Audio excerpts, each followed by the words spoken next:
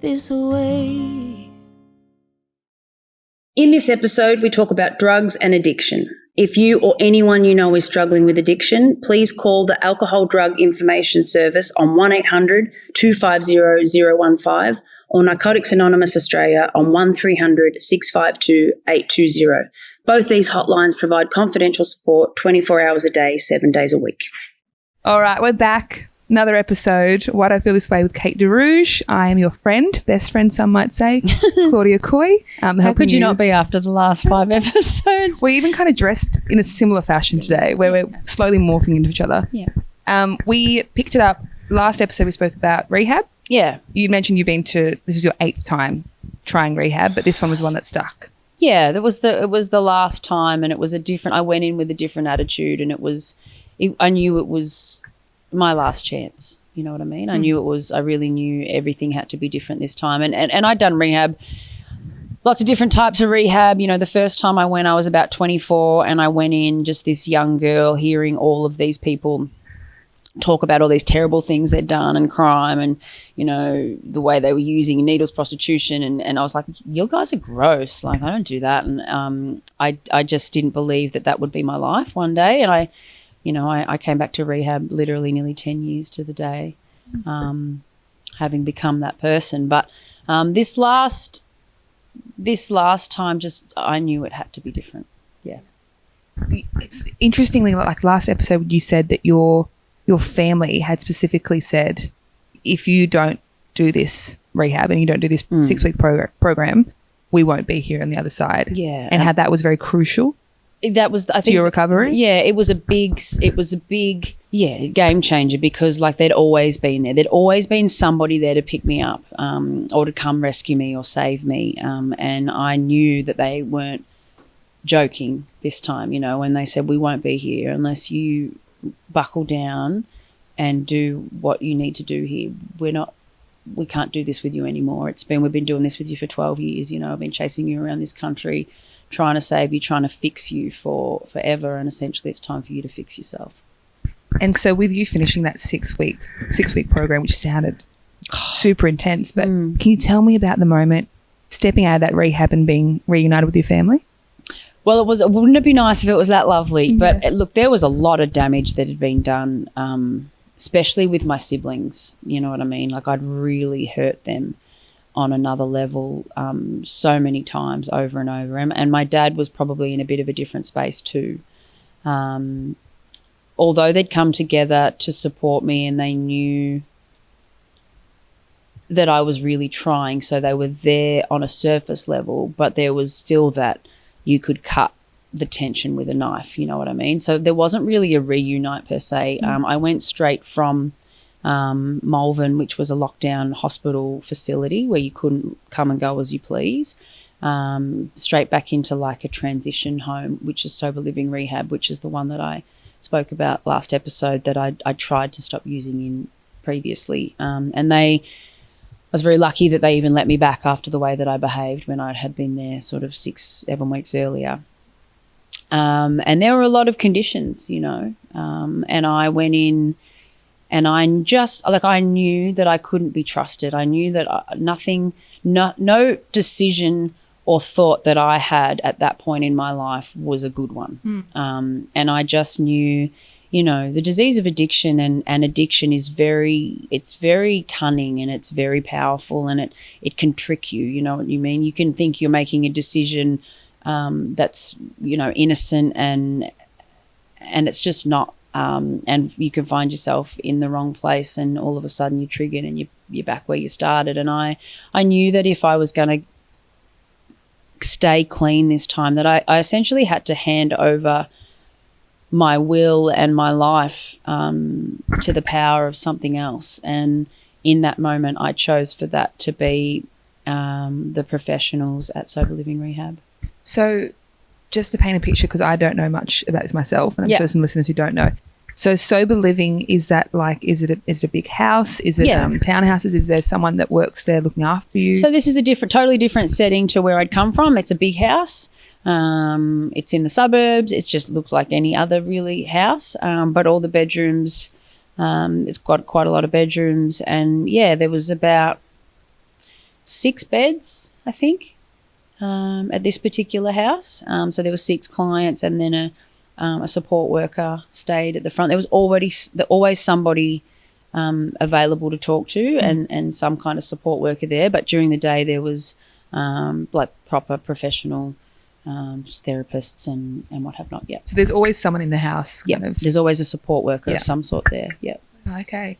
And you get your own space. Yeah, you do. You get your own room. It's a single bed. It's still nothing fancy. It's still pretty basic. And it's much of the same stuff as went on in the previous rehab, but it's more like there's still every morning, you would have to get up.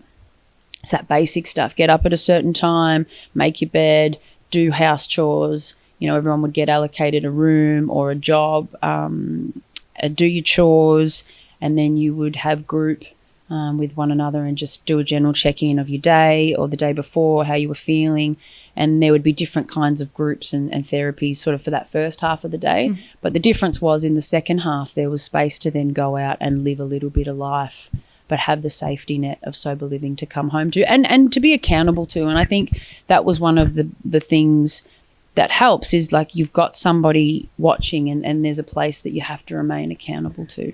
So is there any kind of concern going from the structure of that hospital, that rehab, and then you're put into this house where you do leave the house? You can, yeah. Was there any kind of concern where you're like, oh, I can't be trusted here, or I'm going to slip up, or I shouldn't be given this freedom just yet? Yeah, absolutely. And I was really honest about that. And obviously they'd experienced my manic and insane behaviour 6 weeks earlier.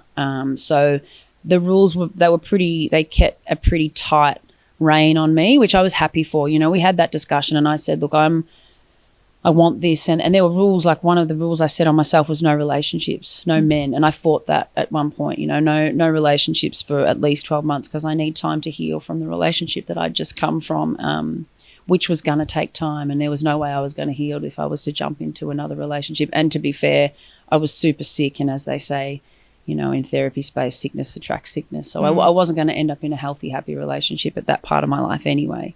But yeah, there was a lot of rules for me, and some of them I set myself and some of them were set for me. Like I didn't have a phone for a long time. And then when I did get a phone, I got one of those old burner phones, flip phones with no internet. There was no Facebook, no social media, because, I'd just become, in my using, I'd become a master of finding and manipulating people and things to get what I wanted. And I just couldn't be sure that I wouldn't accidentally see a familiar face on Facebook and suddenly be, convincing somebody to drop something off to me. Or I couldn't be sure what I was going to do. So I set up measures that just put a roadblock between my thought and my action. If I really wanted to go out and use, there were a couple of things that were going to have to happen and roadblocks that were going to get in my way to slow me down.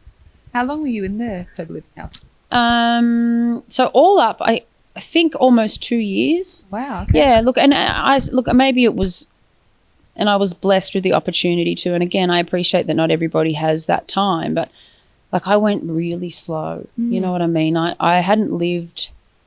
Not only had I not lived a normal life, I guess, because of using for a long time, but even before my using got out of control, I'd not really lived a normal life anyway. You know what I mean? Like I hit the idle land and that celebrity place when I was really young. So I'd never had just a normal get up, go to work, do your taxes, pay your bills. Like I'd never lived that life. Somebody had always done that for me, or I'd just never been done at all. You know what I mean? So I really, really took my time, and I knew that I'd gathered a lot of trauma over those years, and I knew that I couldn't ignore a lot of it, and I knew that it was going to take time for me to really slow down and honour those traumas and take the time to heal from them.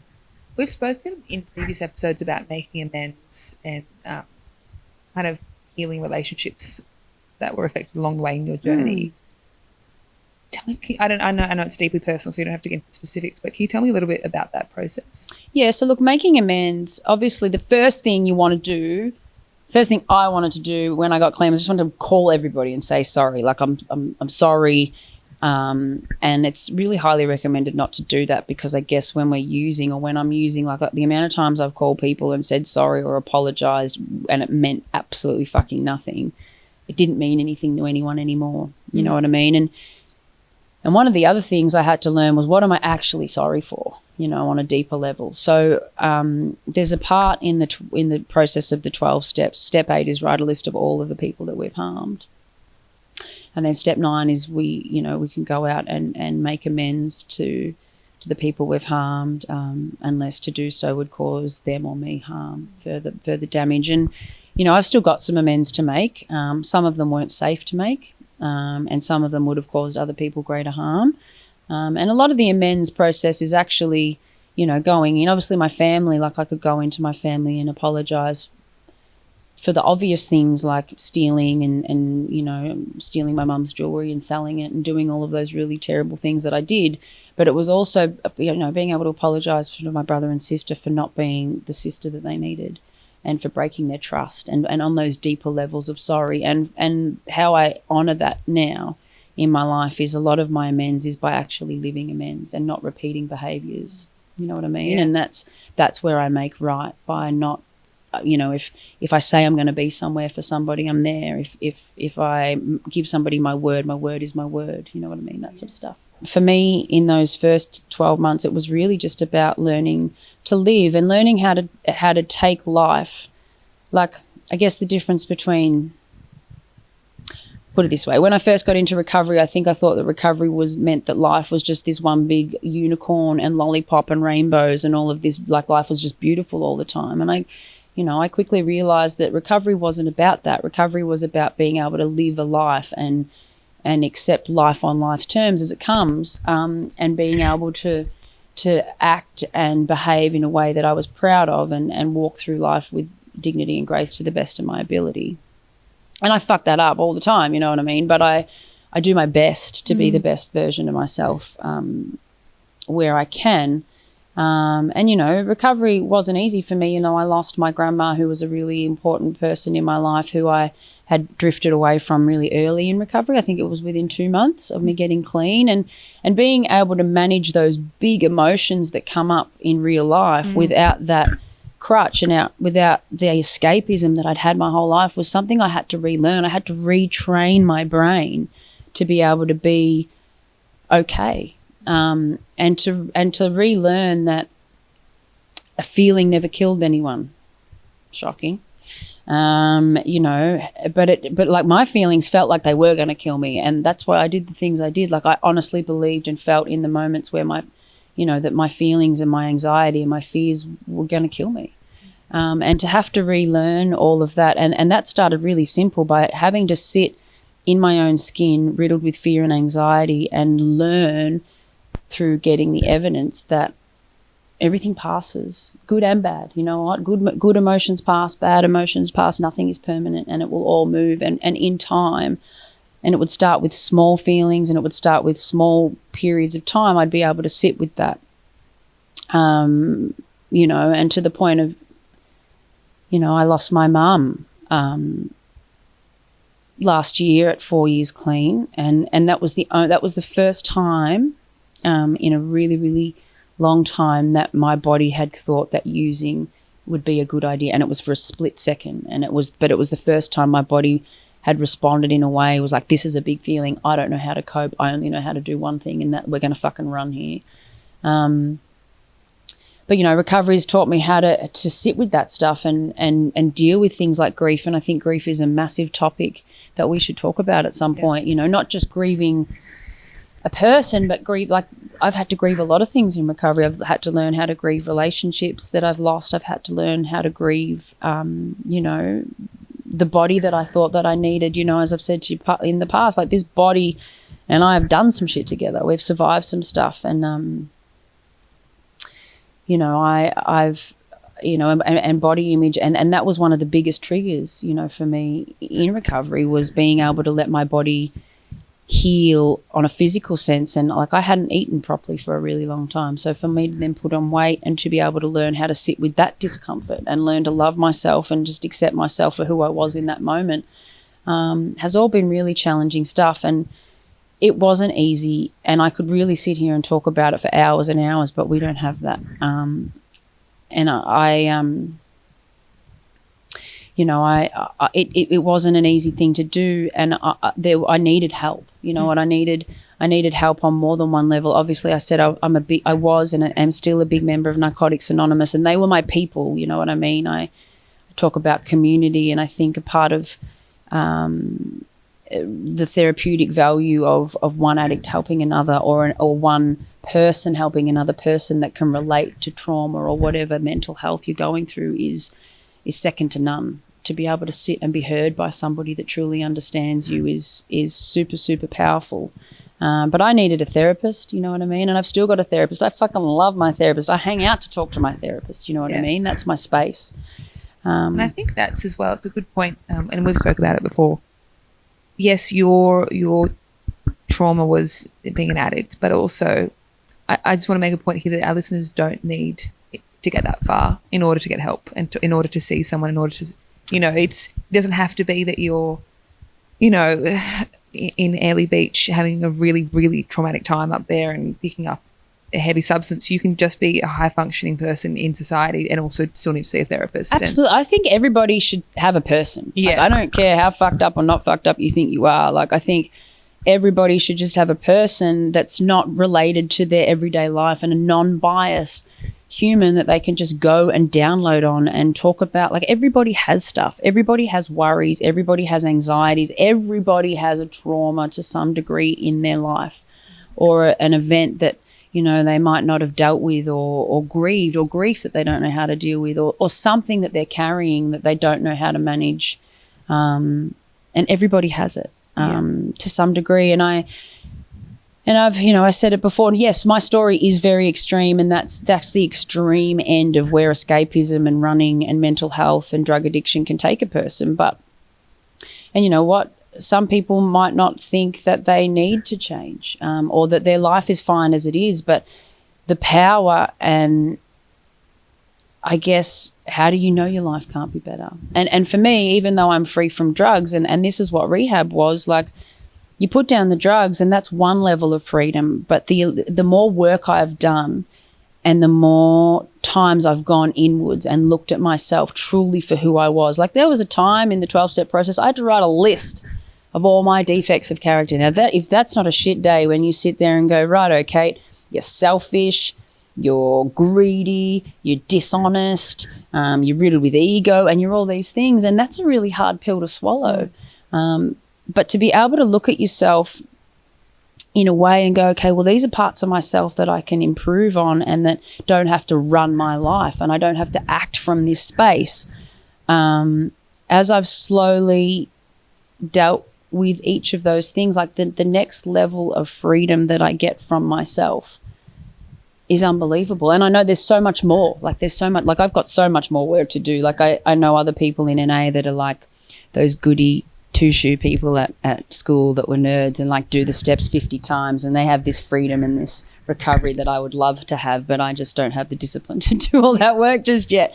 But self-discovery and learning who you are truly beyond surface stuff is super powerful, and the freedom that can come from that is something. And you don't have to be an addict to do that. That shit there is available to anybody. Yeah. I want to take it back just a little bit to... Sorry, I get carried away. No, not at all. Because you said you did sober living for 2 years. Yeah. And we've spoken before about how you were super excited to do like normal, everyday, day-to-day things like doing your tax or getting up and going to work and coming home again because you're like, oh, I'm part of society again. And, I'm contributing again. But I want to know when you knew that you were ready to leave the sober living.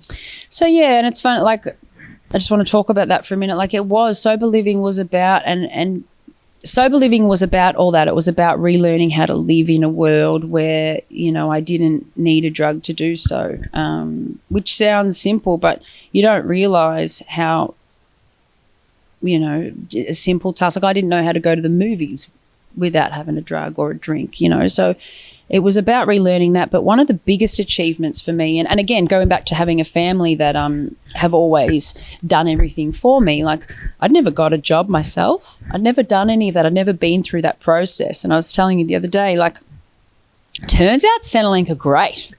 You know what I mean? Like, I hated Centrelink when I was using. I just wanted them to give me my check so I could go and blow it on bullshit and go to the pokies and try and win some more money so I could use and all of that shit. But, like, when the time came for me to want to go into the workplace, like, I was qualified to do nothing. I'm a 32-year-old with not a qualification to my name. I don't even know how to apply. I don't even have a resume. What's your resume, Kate? I got 12 years of drug use. Like, who's going to hire that? You know what I mean? So I went into Centrelink and got their help, and they helped me find a job. You know what I mean? I went out and I got my traffic controller ticket, and I was so chuffed. Like, they helped me get my uniform and all the things that I needed, and I went out and I got a job all by myself. And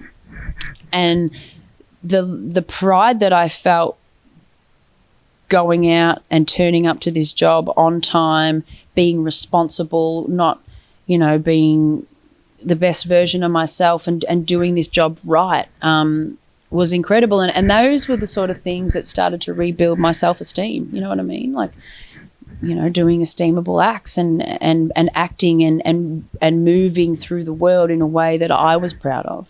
You know what I mean? I hadn't really done that. I hadn't behaved and been in the world in a way that I was proud about, and it was a really basic thing. And then from there, I used to work on these building sites, and I'd see these big structures go up, and I was like, that's cool, I want to build shit. So I went out and I did a Cert 3 in civil construction, and I went and got like so I can operate excavators and diggers and and big machinery. It is cool, right? I can dig holes in big machines and that stuff. I got my truck license. I can drive trucks. I can do all this stuff. And then I went and found myself, you know, I got given an opportunity to work for a big civil mob called CIG, and as a woman they gave me a chance, and I learned how to pour concrete, and I loved it. You know what I mean? And I learned this new skill, and it just gave me the confidence to keep going. And I guess those were the sorts of things, you know, I just knew it, you know, and I got to the point where I knew that I was ready to maybe start looking at having a relationship, which was a big one and really scary. Like, it had been a long time since I'd had any, if ever, kind of healthy or started a relationship from a healthy space. You know what I mean? Like, I knew that I was ready, but yeah, it's scary to do that stuff.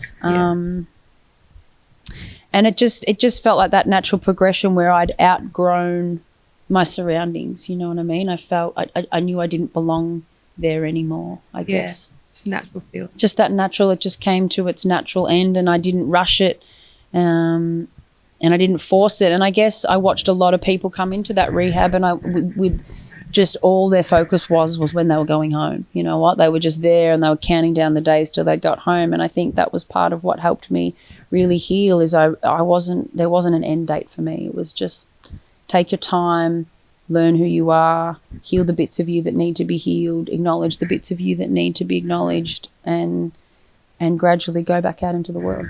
Was it scary leaving that day? No, it wasn't, because I knew that I was right, and I knew that it was time. You know what I mean? And I wasn't scared. You know what's funny? I've had fears, and I still struggle with stuff, but I haven't been scared of picking up a drug for a while. That hasn't been something that's plagued me for a few years now. Being a fan of yours from Oz Idol, I voted for you. I was all in, and then didn't hear about you for a few years in the public eye, and then the next thing I saw, not to get too shocking, was the headlines. Yeah, you coming out of the courtroom.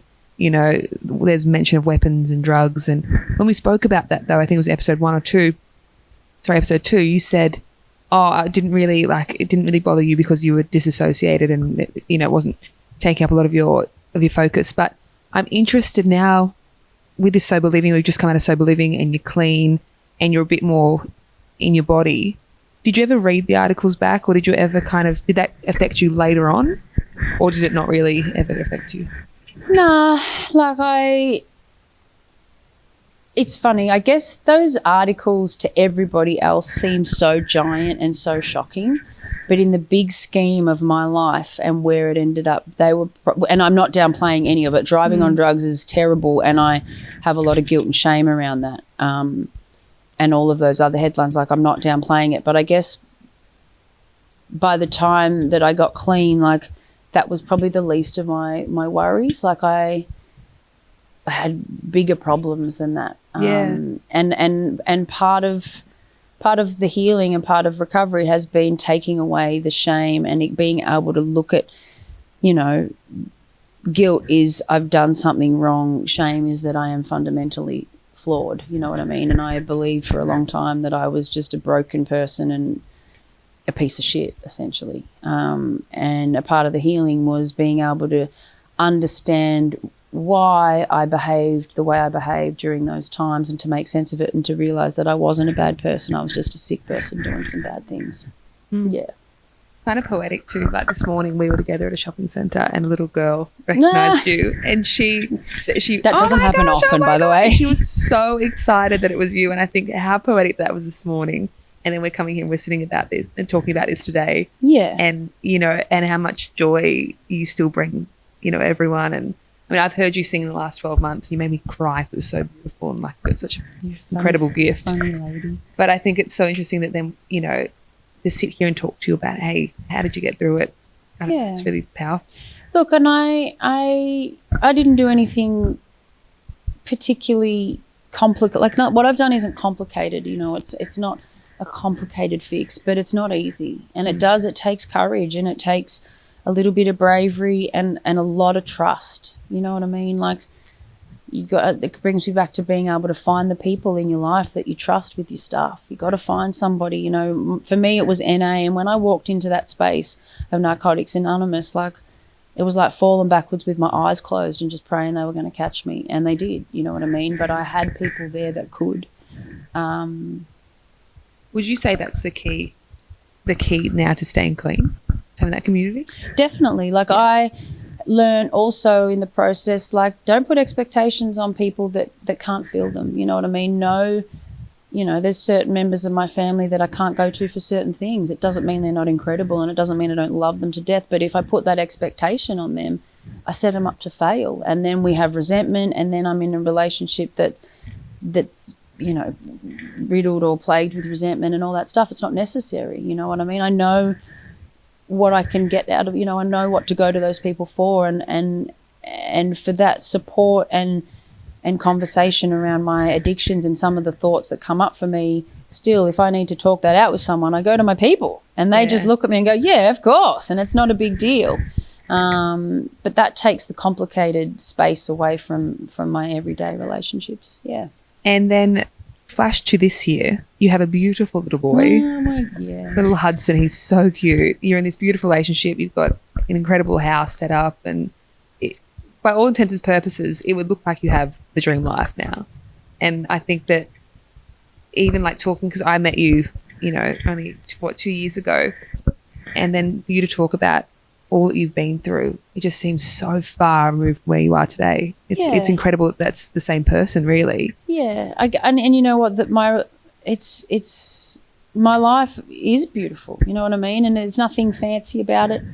But it's my life, and it's safe, and it's filled with love. And I have a wonderful partner who, we've been together for, a while now, and he's never seen me use. He's never seen me drunk. You know what I mean? And we have this beautiful little baby together. And, I thought I'd miss that chance. Like, I didn't think I'd ever be able to be a mum. And for me to not only be able to be a mum, but be the mum that I want to be, and to be able to be, it makes me so emotional, to be able to be, present and have a little bit of knowledge as to try and, like, you get up every day, and I've only been a parent for 8 months, right? But even already I realise that you get up every day and you do your best. You just do your best not to mess up this little innocent, impressionable little person, and you just want to be the best. Well, I just want to be the best version I can for him. and I am, you know what I mean? Like I'm sure I don't get it right, and I'm sure that there'll come a day where I'll make a mistake. But yeah, I can be there for him, and I can be present for him, and I can if the day comes to when he comes to me when he's got a problem, you know, maybe I'll have some answers for him. So that's like the beautiful cherry on top, I guess, is that I have my family back in my life. You know, I have a level of peace. Like these days, shit's still hard. Like don't get me wrong. Like life is life, and life is mean. You know what I mean? Mm-hmm. But yeah, I have this level of peace, and I still hate I still have a really shitty relationship with my body, but it's better. It's still a work in progress.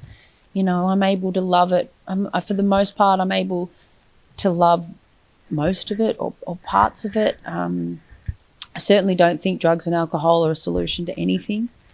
You know, I have beautiful friends back in my life. I have money in the bank, not a lot of money, but I have money in the bank. I have that security. You know, I said to someone somewhere, like, just to go back to my relationship, like for the first time ever, I'm with someone that I feel emotionally safe with, physically safe with, financially safe with, and all the safers, you know what I mean? Like that's a really special thing to find. And then on top of all of that, I've refound a love for music. You know what I mean? I thought music and I were dead. I thought I never wanted to know about it. But I love music, and I love the joy that it brings me. But at the risk of sounding a bit wankish, I guess, I've learned that there's a joy that my voice and my music brings to others, and I love that too. You know what I mean? So yeah, I've still got it. Like, I've been clean 5.5 years. It's been 5.5 years since that day that I sat out the front of that rehab and used for the very last time, and put that life behind me. And I've still got a lot of learning to do. I've still got a lot of healing to do, and there's always a lot more to do. But I'm just super grateful. I'm super grateful to be alive, firstly. You know, I appreciate that not a lot of people get to come back from where I got to. Like, it's not easy. The success rate in recovery is from where I was is not high, and I think that's super sad. I think that could be better, and I think we could all work to make that better. But yeah, I still find it hard to believe that in that short 5.5 years that my life can go from essentially a broken, homeless, hopeless junkie to a happy, healthy partner, mum, sister, brother, whatever, you know? I'm curious to know, if you were given the opportunity to talk to Kate of 6 years ago, would you take the opportunity to be in a room with her? And B, if you did take the opportunity, what would you say to her? Hold on, you know what I mean? Like, in that moment, everything seemed so hopeless and so far, and I was one day clean, and somebody came in and said to me they were 10 years clean. I was like, fuck, mate, that seems far. But if you just put one foot in front of the other one day at a time, all of a sudden the 1 days at a time really add up, and all of a sudden you're 5.5 years clean, and you've got this wonderful life that you never thought possible. Like, at the end there, like, I truly believed that if I could just stop using drugs, stop hurting the people that I loved, get a job at Woolies, get my groceries and live in a little 1-bedroom apartment, then that was enough for me. And there's nothing wrong with that life either, let me just say. But never did I ever imagine that my life could look the way it looks now, not just on the outside, but also on the inside. And we're doing this podcast as well, which is exciting. And yeah, we are. A lot of this, obviously, we've spent the last couple of episodes talking about your story, but we're also going to be talking about all different stories. We're talking about different addictions. We're getting different professionals on. Yeah. We're talking to different media personalities who have gone through similar stories. Yeah. And really kind of equipping equipping listeners with, you know, if you have personal experience, if your loved one has experience with addiction or mental health, you know, it's going to be a broad kind of conversation that we're going to have over the next couple of seasons, and I'm excited to see where this goes as well. Yeah, it's just I just want this conversation to be the beginning of a much greater conversation. I think there's so much that we don't feel as a society, as a community, safe or comfortable to talk about.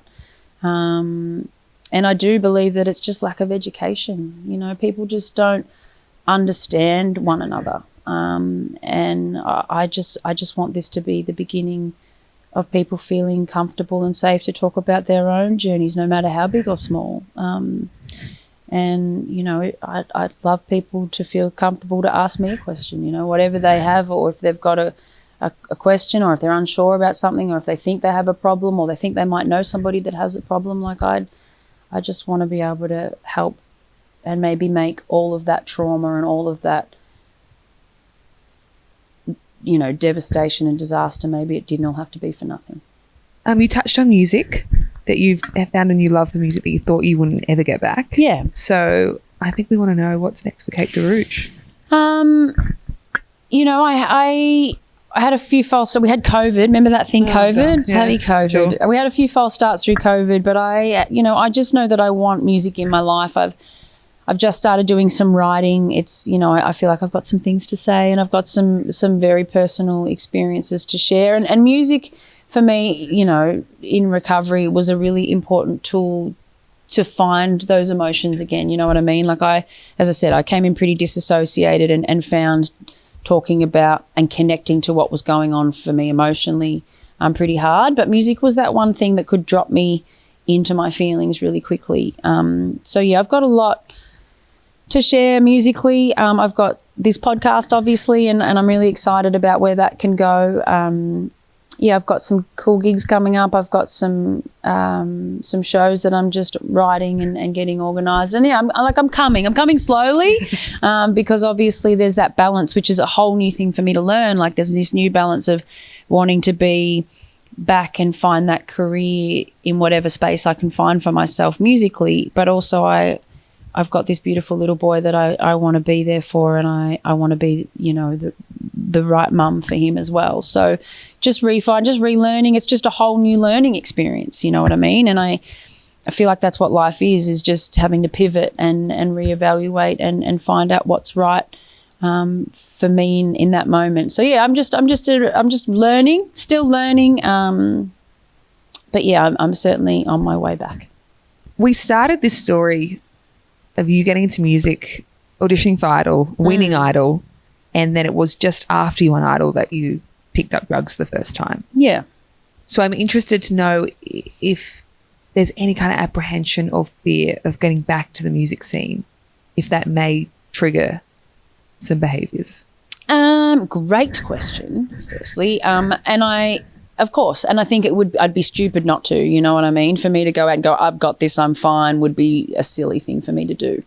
But I guess that's why I remain, I've not forgotten where I came from, you know what I mean? And I'm still a very active member of Narcotics Anonymous, and you know, there's a whole bunch of things that would have to happen before I used, I think. But I also am pretty open about being in recovery too. Like I don't keep it a secret. I've done a few gigs and people are like, have a drink. I'm like, no, I'm in recovery from drugs and alcohol. And I think it takes that honesty and that straight up conversation for people to go, oh, and people generally will respect that. You know what I mean?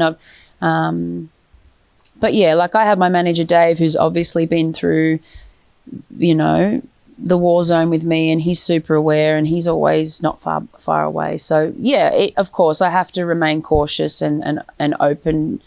And I can't for 1 second. I think the first mistake people make is thinking that they've got it. You know what I mean? So you've spoken about your beautiful son, Hudson, who might be the cutest baby I've ever seen in my life. Nah. That my nephew's included, obviously.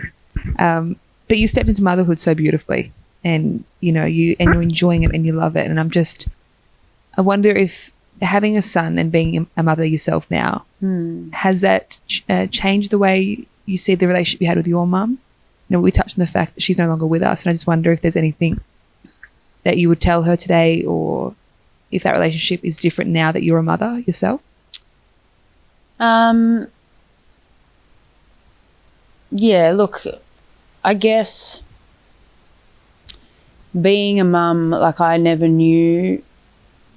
It makes what my mum did make sense, if that makes sense. I guess being a mum, I now understand what that love is, and that level of unconditional love. And this little baby's only 8 months old, you know what I mean? So I'm super grateful that my mum got to see me clean and sober, and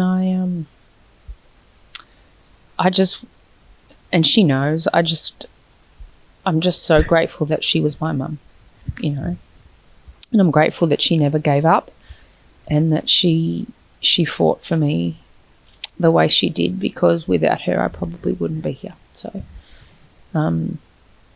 but yeah, being a mum has certainly made me understand, and I wish she was here, because I wish that I could, if I could do an amends with her again, it would mean a whole new level of things, because I now understand the pain that she would have gone through, and I couldn't be more sorry for what that would have meant to her. But yeah, tricky question. Yeah, she was my mum, and she was my mum no matter what. And she taught me the true meaning of what unconditional love meant, and she was a lioness, my mum, and she fought, and you know what? If I can be half the mum that she was to me, to my son, he'll be okay.